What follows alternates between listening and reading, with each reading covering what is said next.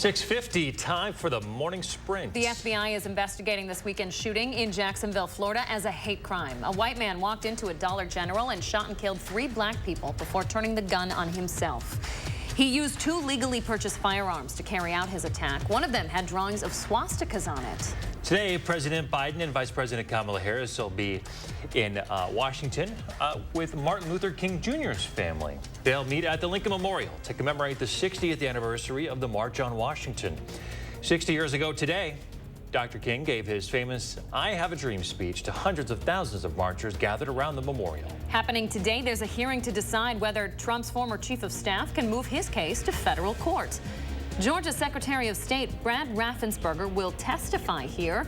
This is the first time we'll hear arguments in the Georgia election case against Donald Trump and 18 co-defendants. In Grant County, a Lancaster man thrown from a UTV has died. The sheriff's office says 47-year-old Jarvis Eastlick was headed north on Oak Road Saturday evening. Sheriff's officials say that he hit a sign, overcorrected and entered a ditch. The UTV rolled and threw him off. He died at the scene. The DNR is investigating. Protests in New York continue against the asylum seeker relief centers in New York City. Groups gathered outside New York Mayor Eric Adams' house on Sunday. Police had to be on the scene, which turned violent at times. Officers took several people into custody. 3 U.S. Marines are dead, 20 others injured after an aircraft crashed on a remote island in northern Australia. At least 5 of those Marines are critically hurt. The military aircraft called an Osprey went down Sunday right after the pilot radioed in an emergency. We know at least 12 of those injured have been treated at the hospital and have since been released. To the south, counties and cities across the Tampa Bay area are preparing for a tropical storm to make landing. Florida Governor Ron DeSantis has declared a state of emergency for much of his state. That storm, named Idalia, is expected to strengthen to a Category 2 hurricane and make landfall sometime this week. A Norwegian golfer, the 3rd youngest ever to win the FedEx Cup Championship. Victor Hovland getting $18 million for his first place prize. There was a nearly 2-hour delay to yesterday's game. Hovland is the 5th to claim the final 2 legs of the FedEx Cup playoffs, the BMW Championship and the Tour Championship. 4-time Olympic gold medalist Simone Biles is a winner again this morning. She won her 8th title at the U.S. Gymnastics Championships last night. It breaks the record she shared with Olympic gymnast Alfred Jochum, who won his 7th all-around gold medal 90 years ago, back in 1933. Overseas, protests in Spain continue as FIFA suspends the Soccer Federation president who's accused of kissing a player on the lips without consent. It happened after Spain won the World Cup final. Luis Rubiales is off the job for 90 days now. He's refused to resign. The player, Jenny Hermoso, has said she did not consent to the kiss. The team's players say they won't play any more games as long as Rubiales is in charge. The U.S. Secretary of Commerce and China's Minister of Commerce met in Beijing earlier today. U.S. Secretary Gina Raimondo said that stable relations between the 2 countries are profoundly important. The Chinese Commerce Minister says that Beijing is ready to work with Washington.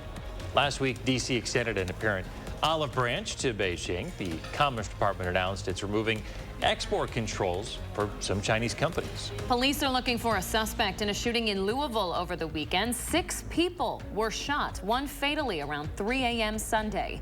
At least one of the victims is still in critical condition this morning. The shooter, again, is still missing. Police looking for him. Well, the head of the CDC suggests maybe waiting a few weeks before getting another COVID-19 shot. Dr. Mandy Cohen says that updated vaccines targeted against recent variants are expected to be rolled out this fall. She says if you get the current vaccine in the next few weeks, it could delay your ability to get the updated vaccine once it's available.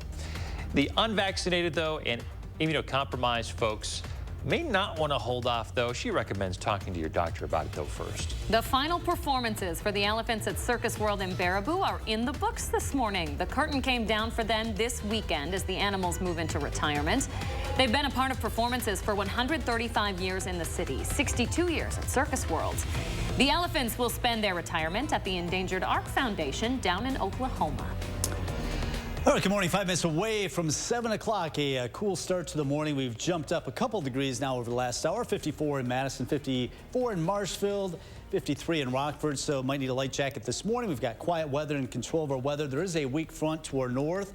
That may produce a couple of showers toward the midnight hour thereafter, but the evening should be quiet, and most of us probably won't even see those showers. But we'll look at temperatures climbing through the 70s early this afternoon. Should we get very close to 80 today with a southwest wind picking up at about 5 to 10 miles per hour.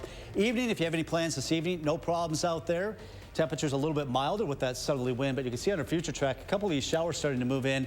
Not until 11 o'clock, midnight hour in the Madison area, 1, 2 o'clock. That should all pass on to the south. A lot of us won't see them. They'll be pretty spotty going into tonight. Today, a lot of sunshine, a few clouds this morning, but I think we'll get back into more sunshine this afternoon as temperatures climb the upper 70s, closing in on 80 today. A little bit milder tonight, 60s, 80 again tomorrow before that colder air moves in for Wednesday morning. I only have 73 Wednesday, definitely feeling like autumn, but we're going to jump right back into summer-like weather this weekend. Upper 80s and low 90s for the upcoming Labor Day weekend. High humidity, you think? Not too bad, not as bad as it's been. Kelly, thank you. We'll have a news and weather update in 30 minutes.